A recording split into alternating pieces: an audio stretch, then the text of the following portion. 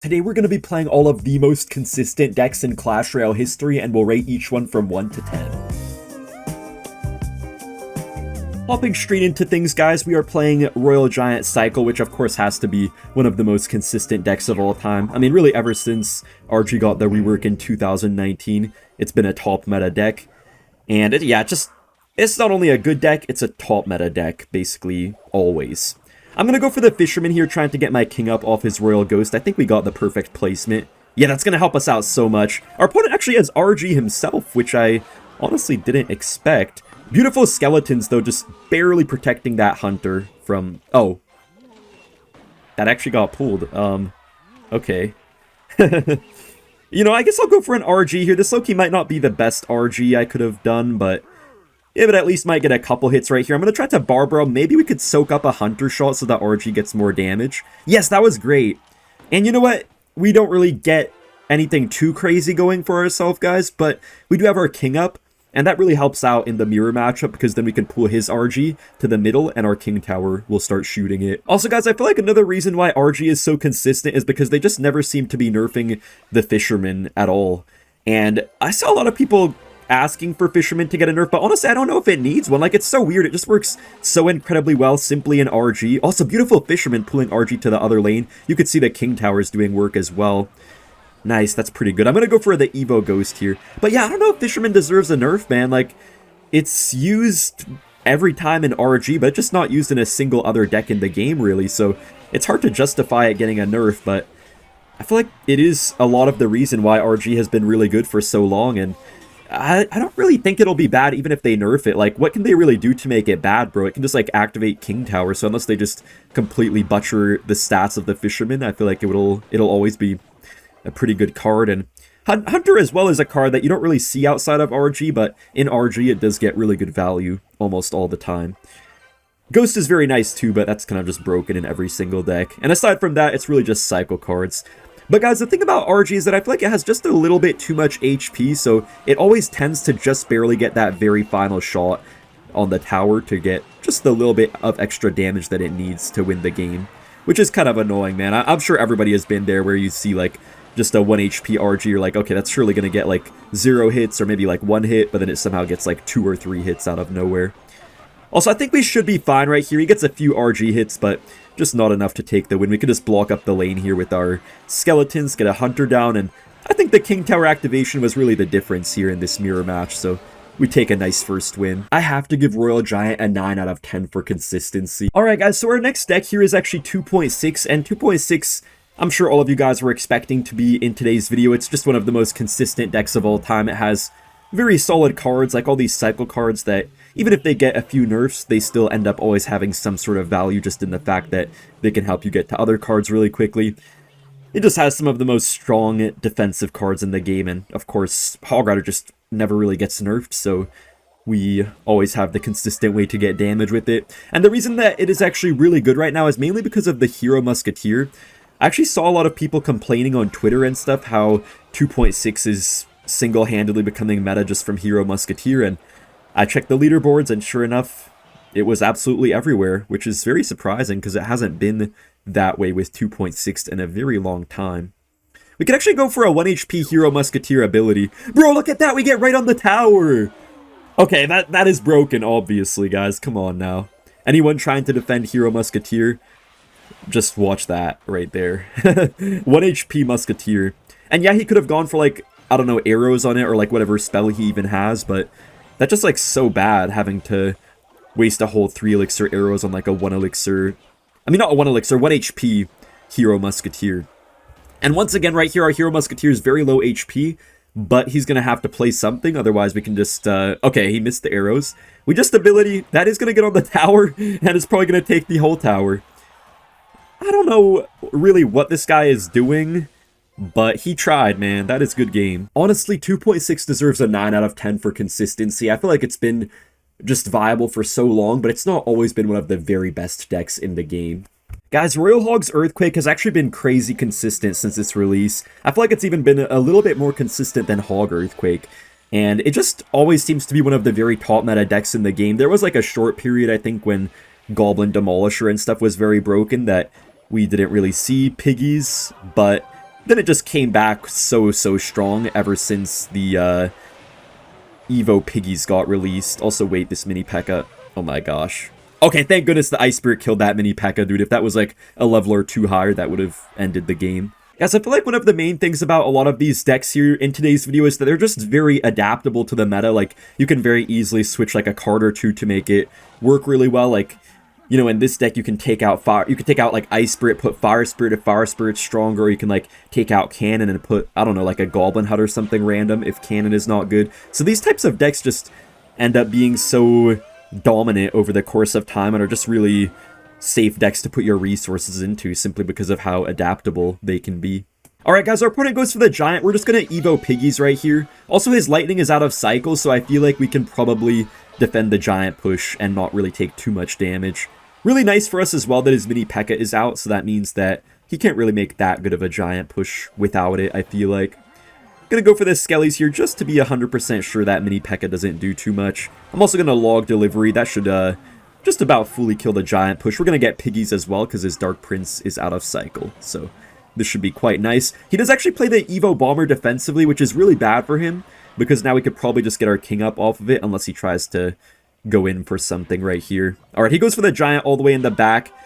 I'm just gonna go for the Skeletons right here to hopefully get my King Tower up. Did I time it right? Yes, I got it, everything right. Perfect. Alright, I'm gonna go for a Piggies here, guys, just because I don't want him to Lightning right away on the Archer Queen. That's really the only reason why I'm doing that.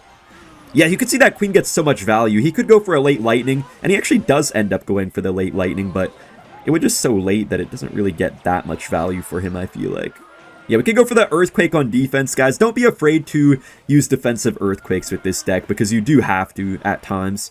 We're going to get our Evo Piggies here, guys, and they just fly so quickly to the tower, man. It's so dumb. It always forces out so much extra elixir compared to what normal Piggies would force out.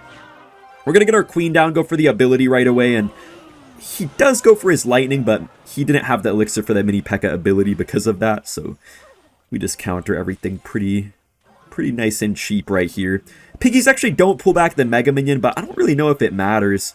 We're gonna take most of his tower here. Okay, never mind. Wait a minute, guys. I actually might have to lock in right now. I'm kind of just giving this guy nice elixir trades with my Piggies because he has so much splash every time. Alright, let me go for the Archer Queen. Let me pop this ability as well. He's trying to get like a Lucky Rage, which actually does get him a big Dark Prince connection. Okay, it's not looking that good for us anymore, but I feel like we just have to use the Earthquake cycle now. Now, guys, I will say this deck took a little bit of a hit just because they removed 3-card cycle from Champions, but honestly, I feel like it's still just made up for it getting the Evo Piggies. If there were such thing as Evo Piggies, I feel like it would be kind of hard to play this deck right now, but because there is Evo Piggies, it makes things a whole lot easier. Also, I am going to go ahead and go for this here. He's going to try to get a Bomber down, so we're going to go for our Evo Cannon. No, he doesn't Bomber, actually, but, I mean, Piggies will just take the tower here, or, okay, Earthquake will, so nice win. Royal Hogs can get an 8 out of 10 for consistency because I feel like there were a few months where they weren't the best, but aside from that, they were pretty much always quite nice and quite viable. The deck that we're playing right now is Mortar Bait, and this is one of the most slept on decks, I think, in Clash Royale history, guys, but it's so incredibly consistent. I think it has probably the most #1 finishes, along with Minor Poison on ladder. And it has a lot of outplayability, it has very good defense. If your opponent makes like one mistake, it's so easy to just like pull a quick combo on them and completely take the win. So it's kind of like those other control decks like Minor Poison and stuff like that, except it just has an extra layer of punish. So if they make like one mistake, you know, they're going to be in a lot more trouble than they would if you had like a Minor Poison deck where you don't really have too much at all to punish your opponent. Pretty good defense right here. We do get a nice Mortar up high, which is going to also get a nice shot on the Electro Wizard. That's great. I guess we just Skeletons up high. That's going to pull 1 Barb, actually, and counter the E-Wiz. Really good defense here to start things out. We take no damage at all. We could just go for a Knight up high for the Bandit right here. I feel like our Skelly Bros might be pretty good in this matchup. Opponent does have the Magic Archer and E-Wiz, but if he goes for Magic Archer, we just Fireball, and if he goes for E-Wiz, he still has to let that Skelly Bro get the connection impact on the tower, which is already going to be pretty good damage. I'll go for that Barbaro here on this guy's Ghost. It's really nice to have Barbaro in this deck just for the extra tank. Also, we do have our Evo Mortar now, so I feel like that could be a little bit of an issue for our opponent to stop. Okay, I'm just going to Evo Mortar down the middle. We don't have like a log or something, so we kind of have to use our mortar defensively most of the time against the battle ram and stuff like that. That one mortar shot basically killed the whole magic archer though, which is great. Alright, let's just go in for the Evo Skelly Barrel, and I think we could get a nice Evo Cannon as well, so I'm going to go for that. Oh, not Evo Cannon, I meant to say Hero Cannon. Wait, this guy has Goblin Curse. Okay, I did not expect him to have Goblin Curse. Also, man, my nose is running so much right now because of the weather, bro. Okay, anyways, we're up quite a bit right here. I think we can actually afford to go for a Mortar offensively, guys. Wow, I didn't realize this guy had Pekka the whole time. Mortar does get a lock on the tower. And guys, I believe he does have the Evo Battle Ram right now in cycle, so yeah, this will be pretty interesting to try to defend. Kind of have to just fireball here on all of that. Oh my gosh, he goes for the Curse plus Zap. Oh gosh. Am I cooked, guys? No, I think I'm not, actually. The Mortar's gonna help out as well against the Ghost and everything. That's great. Bro, those minions cooked it up too. Oh my gosh, I did not expect to defend so well there. Let's go. Anyways, guys, something I did also want to talk about in today's video is getting stuck in loops. Because, man, I feel like so many people get stuck in loops in their life. Like, I don't know, one bad thing will happen and they just let it affect the rest of their life and, you know, let them just be a bit less motivated in other areas of their life. And then when they see that area is not doing as well because they were less motivated, then they just get even less motivated. And it just, like, keeps them in a loop for so long. I feel like it could just, like, waste so much time and stuff like that. I don't know if I'm making any sense because I'm kind of, like, a little bit sick right now and stuff, but I think you guys know what I mean. So, man, if that's happening to you guys, just take a day off from everything you do, man, and just take the time to just plan things out, plan how you want to solve things, and I know you guys will get through it. Anyways, good game. Dude, Mortar Bait, in my opinion, deserves a 10 out of 10 because, man, in its prime, it was so crazy broken, and then after, like, Cannoneer came out and, like, Skelly Barrel Evolution and stuff, it became so good as well once again, and it just evolved so nicely throughout the meta and always been like a very tip of the top in the meta. So guys, the next deck that I do want to talk about is this giant double Prince deck. Now right now we do currently have the Hero Mini Pekka over the Prince, but if you don't have Hero Mini Pekka, you can just play Prince instead, and throughout most of Clash Royale history, this deck has just had the double Prince. And yeah, giant double Prince has always been a really consistent deck. Sometimes it has had difficult metas where there's just been like really powerful cycle decks that can be hard to break through, but I feel like Giant has been finding its place more and more in the recent metas. It just seems like you can just very easily like starting hand your opponents and kind of just catch them off guard very early in the game and just get yourself into a really good position really quickly. So it's definitely great right now, and yeah, it has been for quite a while, I feel like. We do get a nice mini Pekka right here, guys. We can also pop our ability, of course, and I think our opponent may have just lost the game. That was relatively quick. Yeah, that was relatively quick.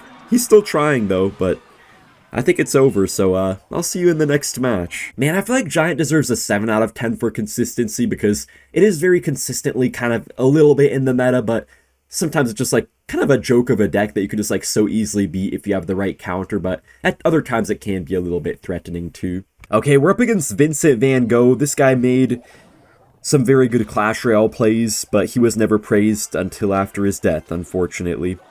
We do go for the pump counter here in the Miner, which is actually going to do a pretty good job. Okay, I guess the E-Spirit kind of messed us up.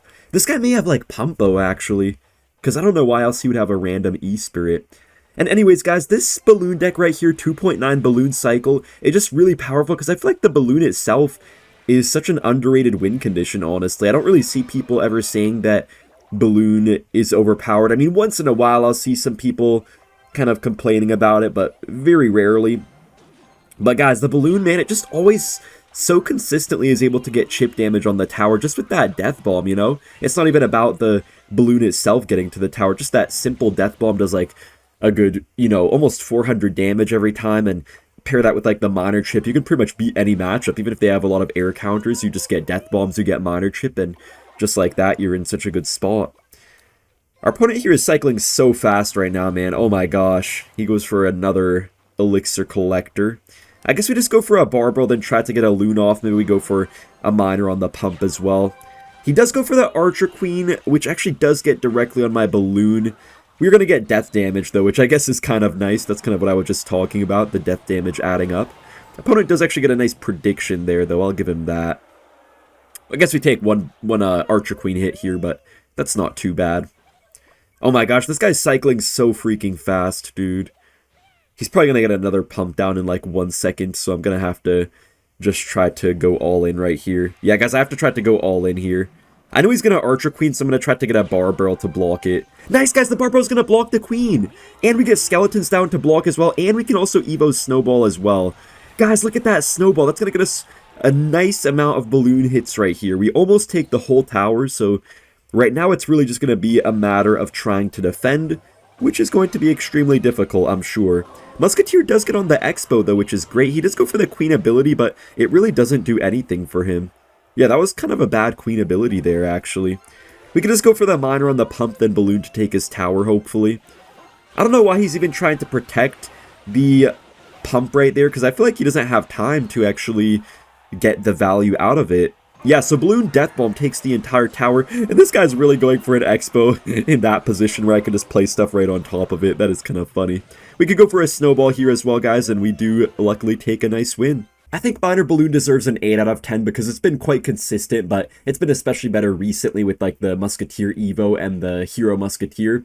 But before that, it was still good, but maybe not quite as good. Despite quite a few nerfs to Miner's tower damage and stuff over the course of time, it still remains to be one of the most consistent decks of all time. This Miner Poison deck has just been really broken recently, and even like way back in the day, it really wasn't much different than it is today. Like back in the day, you'd have like maybe Ewiz over Musketeer, you'd have like Inferno Tower over, you know, like what, Cannon and whatever. Also, wow, look at this Hero Musketeer turret, man. We just got like 400 damage from that, and he spent so much elixir on it. I think our opponent right here probably is running the Goblin Drill most likely, so gonna have to have really good defense to win this one.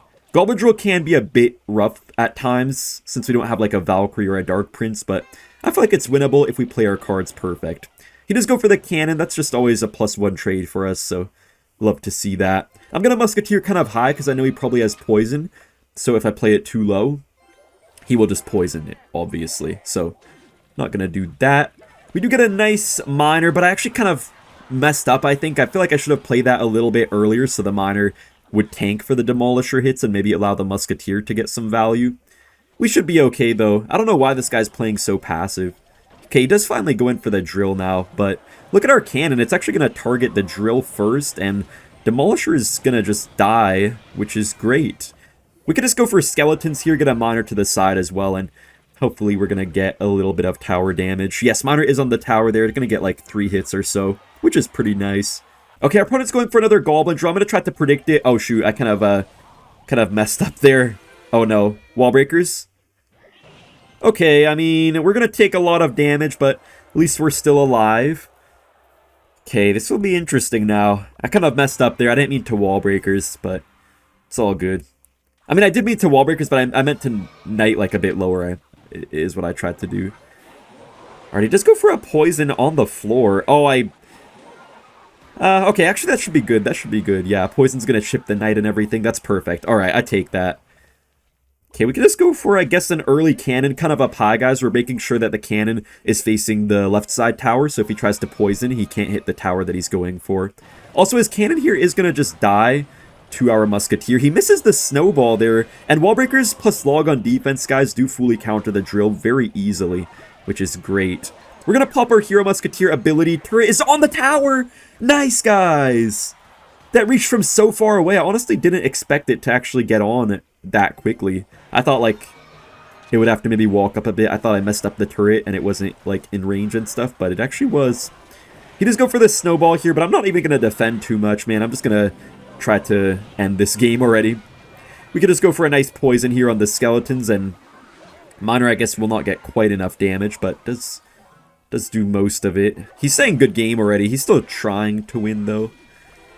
Alright, just gonna knight on defense here. Miner does get 1 hit, 2 hits, and we take the win.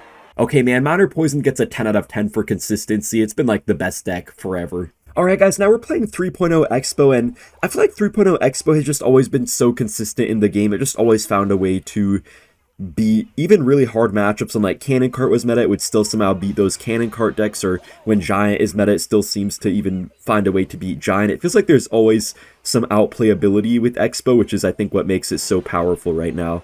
Oh, I played the E-Spirit a second late, so he did get a couple Dart Goblin hits. He does have lightning here, so I'm kind of confused. Bait decks don't normally ever have lightning in them. He does, I guess, full counter the Xbow. Not the best start. But yeah, guys, I feel like 3.0 Xbow has subtly been getting quite a few buffs over time. Like, it got the nice addition of the Electro Spirit, it got the Evo Tesla, Evo Archers, Hero Knight now as well. You know, Xbow got that one nerf, I think, to its, like, lifetime or something like that back in, I don't know, like 2020, I think it was. But yeah, it just got so many nice buffs after that, so now I feel like it's in a really good place, and it's been just really good throughout the history of Clash Royale, just like a really safe option. Anyways, we could actually just go for a log right here, I guess. Kind of a weird Xbow. Wait, Knight ability? Wait, guys, the Knight ability, it pulls the cannon off the Xbow, but then I played my skeletons a second late. Oh, dude, if I played those skeletons a bit earlier, that could have been something. Alright, guys, our opponent goes for the bush in the back, which is kind of annoying for us right now. It's just annoying how he has a lightning in his deck randomly. I'll go for the split Evo Archers. Evo Archers are actually so powerful. I love Evo Archers.